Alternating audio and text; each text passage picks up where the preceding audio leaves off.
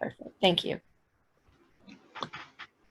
Okay, hello, my name is Eric Valentine. Today I'll be talking to you about some of my findings on the effects of different temporary change decay rates on regARIMA models for monthly retail sales, sales time series. And the findings are the beginnings of a larger research project.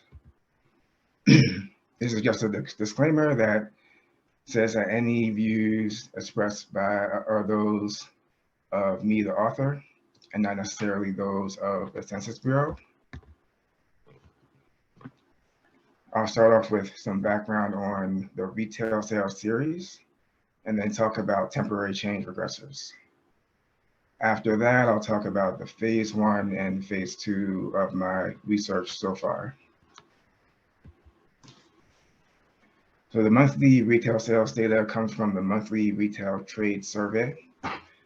The purpose of this survey is to provide current estimates of sales at retail and food services stores and inventories held by retail stores. The survey is authorized by Title 13 and provides responses that are voluntary. It has been a monthly survey since 1951, and a new sample is chosen every 5 years. The survey is about 13,000 retail businesses with paid employees and has a mail-in, mail-back method of collecting responses that is supplemented by estimates for non-employers, new employers, and missed employers obtained from benchmarking to the annual survey. So the sample is drawn from the business register and is stratified by major kind of business and estimated sales. 2,500 firms are selected with certainty, while employer identification numbers are randomly selected from each stratum. The data is typically used throughout government, academia, and business.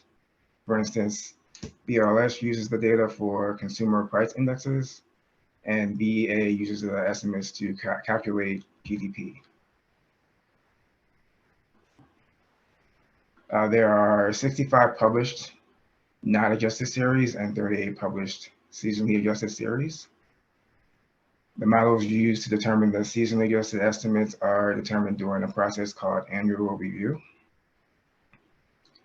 During annual review, research is conducted to determine the best way to model and seasonally adjust the series in a time series context. Annual review for the monthly retail trade survey usually involves recruiting reviewers from across the Academic Statistical Methods Division of the Census Bureau. These reviewers take on about 4 to 6 retail sales series and suggest ARIMA models and seasonal adjustment filters for each series. The pandemic effects of this series on the series have made annual reviews more difficult and tricky for the past few years. So the focus has been more on determining outliers in the ARIMA models. Typical outliers used when modeling retail sales time series are additive outliers and level shifts. A regressor that's less often used when modeling retail sales time series is a temporary change regressor. There seems to be some opportunities and interest in using temporary change regressors during annual review. So the question is, how can a temporary change regressor best be used in ARIMA models for retail series? Particularly, what is the best decay rate to use for TCs in retail series? So if you're unfamiliar with what a temporary change or TC regressor is, a temporary change is an outlier or intervention effect that models an abrupt change to the series level, followed by an exponential return to the previous level before the change. The return to the previous level might occur gradually or quickly, but not immediately, as in the case of an additive outlier. We name a TC variable just like we would an additive outlier or a level shift. We take the regressor name abbreviation and add the date of the change in a year date format. In X13, you can express this in a few ways. Let's say you've found a TC in April of 2020. You take the variable name of abbreviation TC, add the full year 2020, and add representation for the month April at the end. You can use different variations of the month April, such as the number 4 or 04, or abbreviate it with the first 3 letters of April. So let's say that T0 is when the change in the series begins, or when the TC begins. This is how we model it right here. For all time points before T0, the function is a constant 0. This is because the change has not occurred yet. For time T0 and beyond, the function is an exponential function where alpha is a constant rate of decay greater than 0, but less than 1. X13 has a default value for monthly and quarterly series. The default for monthly is 0.7, while the default for the quarterly series is 0.343. So the first phase of the research was to take the 65 published retail sales series and run automatic regARIMA models on them. The series span and model span was January 2002 to June 2021. I'll note that not all of these 65 series have published seasonal adjustments, but for the ones that are, I'm not using the actual seasonal adjustments, and these models are just for research purposes. I ran the models using the auto model, outlier, and identify specs, AIC test for TC and Easter, and the X11 default for the filter in X13. The ARIMA model outliers, trading day, and Easter regressors were all determined by X13. I allowed for mixed models, max orders of 2 for the regular ARIMA model, and 1 for the seasonal ARIMA model. The TCs were searched for at 4 different decay rates for each series: 0.2, 0.5, 0.7, and 0.9. I had a problem modeling one of the series at rate 0.2. There was a regression matrix singularity in one of the series. It was caused by a pandemic outlier, which was an additive outlier in May of 2020. So the options were to either remove the series from the analysis or to hard code some of the outliers for each series. And I chose to remove the series to keep the models automatic. After removing the series, there were 64 series left in the analysis. Of the 64 remaining series, I looked at counts and frequencies or proportions of the variables in the models for each TC decay rate. This includes AR and MA parameters, both seasonal and non-seasonal, and also the number of outlier, trading day, and Easter regressors. The runs at different decay rates produce different regARIMA models, which you'll see in the charts that I'm going to show you. This is a bar chart of the proportion of ARIMA models with at least 1 non-seasonal MA at each decay rate. There were a few more ARIMA models with at least 1 non-seasonal MA at rates 0.2 and 0.5. This happened at a rate of 81% in each case. The frequencies that were for, or the proportions for rates 0.7 and 0.9 were not much less, but they decrease at a decay rate. As the decay rate increases. The proportion of ARIMA models with at least 1 seasonal MA were even more similar. They range between 87.5 and 90.6% and increased as the decay rate increased. The proportion of ARIMA models with at least 1 non-seasonal AR also increased with the decay rate. The differences in the proportions are a bit clearer here. The proportions range roughly from 0.3 to 0.4.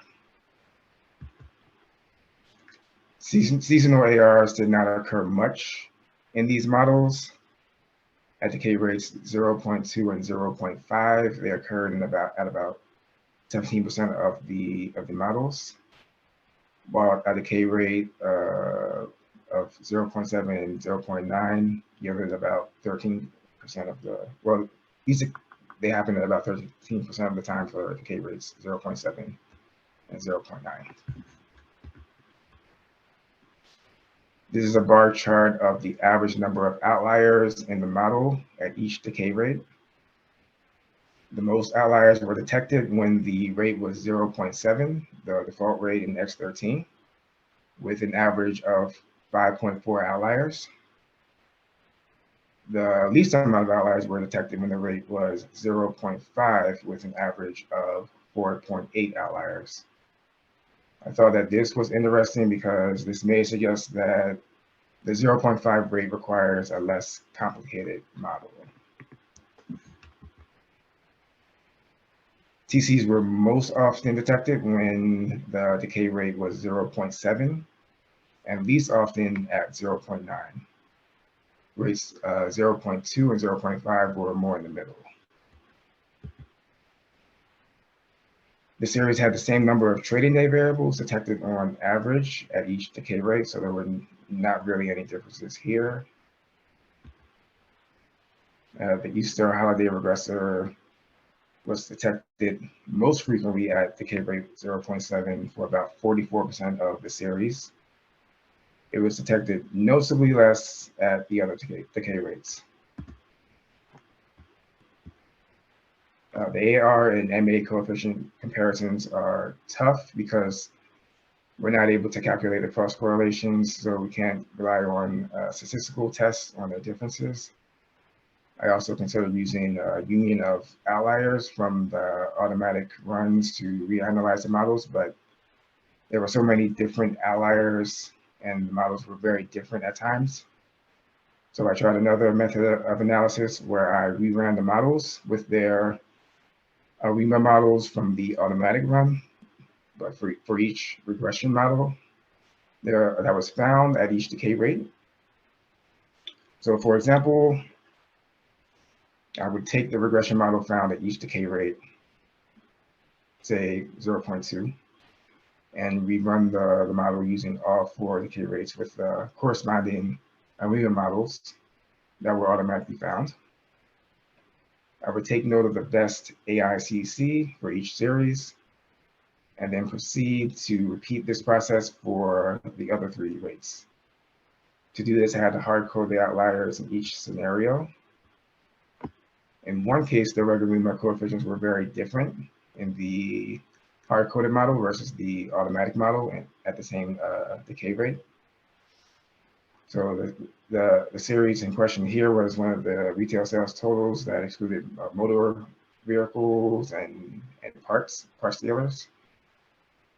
This probably has to do with the starting point of the estimation algorithm when the model is hard-coded versus when it's automatic. When the initial values of the coefficients are different, the final estimates may be different values as well. So I compared the AICCs of each series model in each scenario, and I was interested to see which rate performed the best and how often it was the best. Some models did not include a TC regressor, so I only looked at AICCs for models with TC regressors. TCs that had with a decay rate of 0.2 were detected the most, 57 times. The models, the rest were detected in 54 of the 64 series. The rates that produced the best AICCs for each scenario were the rates associated with the regression set. So rate 0.2 was the best with the 0.2 regression set, and 0.5 was the best with the 0.5 regression set, and so on. That's not surprising, but what's interesting is that 0.5 had a higher rate of lower AICCs than the rest at 89%. 0.2 outperformed 68% of the time, and 0.7, the default rate in X13, outperformed 65% of the time, and 0.9 outperformed about 57% of the time. So it looks like 0.5 could be a useful decay rate, or maybe even the best decay rate for retail sales series. It may be associated with fewer outliers in the ARIMA models and seems to be associated with better performing models as well. So although these findings are interesting, they only pertain to retail sales time series, and other surveys may or may not produce similar results. And again, this is just the early stages of this research as I'm looking to conduct further research on these series. So these are the references for the work and the presentation. And this is my contact information if you have any questions or comments or suggestions. And that concludes my talk. Thank you. We have 1 minute. Does anyone have a quick question? You could raise your hand or put it in the comments. Chuck did put some things in the comments. Chuck Coleman. I'll let everybody read those on their own. Yeah, I can probably verify. I was modeling annual data, no season analysis, and I used X13 to identify the outliers as first pass, and identify TCs, and I use MLEs based on the filter to identify the best decay rates. Which makes me think maybe there could be a way in seasonal adjustment, perhaps with the Kalman filter, perhaps with other methods, to identify the TC rates without having to slap on any a priori assumptions about that. Okay. Thank you. Catherine, yeah. I have a question for Eric. Okay. I found it interesting that in the one case you had where the TC alpha was equal to 0.2, you found an example where that regressor was indistinguishable from an AO in terms of making the regression matrix singular. Do you think that's a general case where, now I could imagine that the alpha got too low, that you would get a situation where you couldn't distinguish an AO from a temporary change. Do you think that in general that variable was, if that alpha gets to that point, it's indistinguishable? Did you have other cases in other series where those two could live together, or do you think that in general that you would find that? That's a good question. I only had that situation in one series out of all those models and out of the 65 series. So it's probably something I just have to look more into, but it only came up one time out of those 64. So I'd be curious if you looked at AICC for just including the AO and including the temporary change. I would guess that there wouldn't be much difference in the likelihood between those two models. You mean if I put an AO in the place of the TC at that rate? At that, yeah, just fit the model with the AO rather than the TC, and then fit the model with just the TC, and generate the AICCs from that, and see whether you see what kind of difference you saw. I would think that given the fact that they seem to be indistinguishable in the regression matrix, you wouldn't get much difference. But I would be kind of curious. All right, that's a good idea. I'll definitely, I think I'll note that and see what I get. And I would also say that you might want to look at that, for those places where it prefers the TC, the alpha versus 0.2, maybe look at the case of maybe substituting an AO in there and seeing whether, you know, what kind of differences you get in the AICC, and see whether, you know, because maybe, you know, once you take that alpha low enough, what it's saying is, yeah, there's something here, but maybe you could do just as well with an AO. Right. But you're looking at MLEs and AICs for the comparisons here. Yeah. Mm-hmm.